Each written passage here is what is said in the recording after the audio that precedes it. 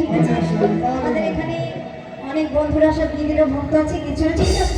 একজন আমার সাথে কাজ করবে, এসো ছোট একজন এসো। ওইটা শুনতে চাইছি, হোক হোক হোক, এক একটা হোক, একরকম ভালো লাগবে না সবসময়। আবার এসে আমরা ভালো ভালো গান গাইবো ডুয়েটে।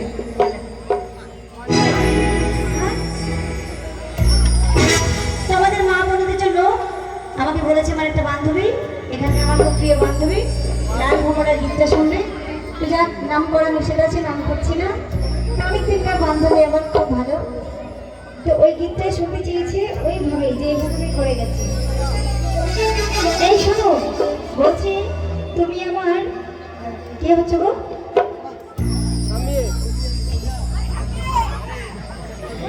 তুমি হচ্ছো ছেলের বাবা, মানে তুমি বাবা হতে চলেছ, হবে হওনি এখনো। তুমি খুশি তো? হ্যাঁ। আমার কি হয়েছে আমি গানে গানে বলি। এই তোমরা তো হাসছো কেন গো? সব পেকে গেছে না? আমার কি হয়েছে তাহলে বলি। আমার হলো রে লাল ভোমরা, আমার হলো রে লাল ভোমরা,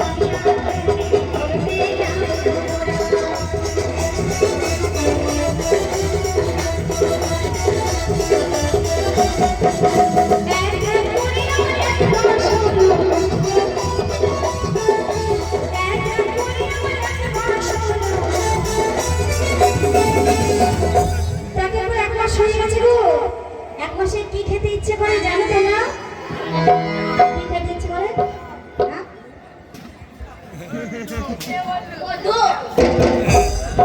শোনো কথা, এক মাসে মধু খেতে ইচ্ছে করে। কি ইচ্ছে করে গো বলো তো? এই তুমি বলো, তুমি তেঁতুল। এরপরে পাকা পুক্ত ছেলে, এই সব জানে। এই তেঁতুল খেতে ইচ্ছে করে? হ্যাঁ সত্যি, একটাই আছে, মানতে হবে, সব জানেও। ঠিকই বলেছো, এক মাসে কি খেতে ইচ্ছে করে আমি বলি। এবার তেঁতুলের ব্যবহার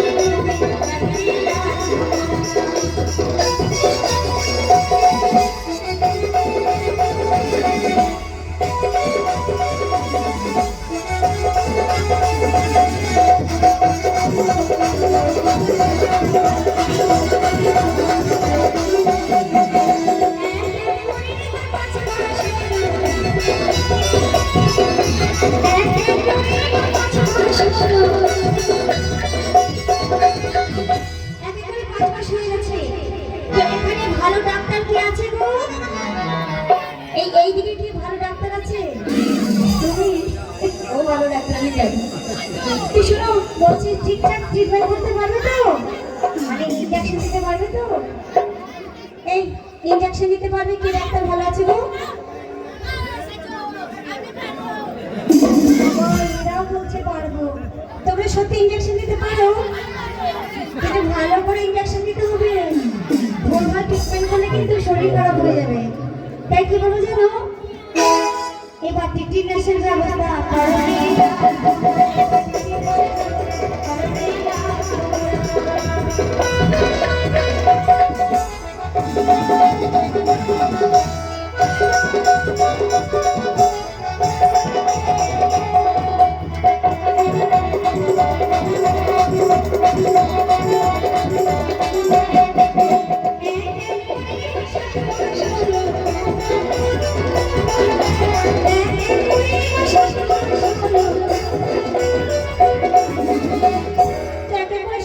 হয়ে গেছে।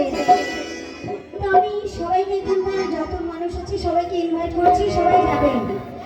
তোমরা কি খাবে গো? মাটন বিরিয়ানি খাওয়াবো, ঠিক আছে? সকলকে খাওয়াবো। কিন্তু কোথায় যাবে তোমরা? হ্যাঁ, আমরা তো প্রতি বছর 2-1 দিন করে এখানে আসি, কিন্তু তোমরা তো কোনোদিন আমাদের বাড়ি যাও না। মানে আমার মায়ের বাড়ি। তো সবাইকে ঠিকানা দিচ্ছে, চলে যাবে। হ্যাঁ, রামপুরহাট। রামপুরহাট চলে যাবে, বেশি দূরে বাড়ি না। তো সবাইকে আমি নিজের হাতে মাটন বিরিয়ানি করে খাওয়াবো। তাই কি উপলক্ষে খাওয়াবো সেটা জানো? সাত ভাত। তাই সাত ভাতে আমি সাত খাবো আর সকলকে খাবো। তা কি খাওয়াবো শোনো। এবার সাত ভাত খাবো।